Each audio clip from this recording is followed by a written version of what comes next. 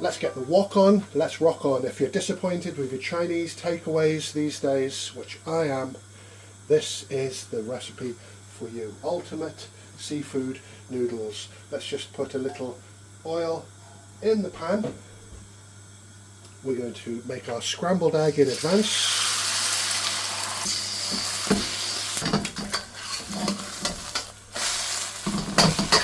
And then it's time to scramble. Next they can go into a little bowl for later. Pan back on the heat, a little more oil. All the ingredients for this recipe are in the video description along with the quantities. The oil, nice and hot, we're going to go in with some finely sliced onions. And we just need to saute those onions until they're a little softer. Next, we're going in with the chopped garlic. So about 50 seconds later, I can smell the garlic roasting. Next, we're going to go in with some carrots that have been put through the julienne, so finely sliced, so they almost look like noodles. Next, let's get to the seafood. Got some fish tofu here. You can get it at the Asian store,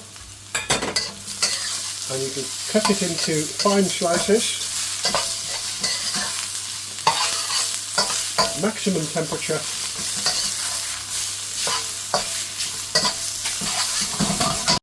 Next we're going in with the fish ball. Again, you can get that at your Chinese grocers. So I chopped it up into coin shapes. We just need a little colour on the fish ball. And the star of the show really, we've got some grey prawns that are de-veined. You just want to cook them until they're pink. That won't take long.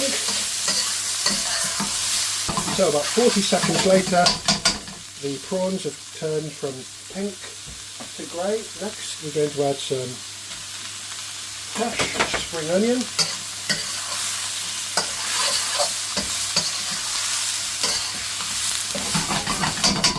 And so many times in Asia you get these beautiful, cheap and cheerful little crab flavoured sticks. Next we're going in with the bean sprouts and just fold the bean sprouts in. Next I'm using Lucky Boat noodles. Whoops. But before we do that, just a touch of MSG and just a touch of salt. And then we're going to add some Lucky Boat noodles.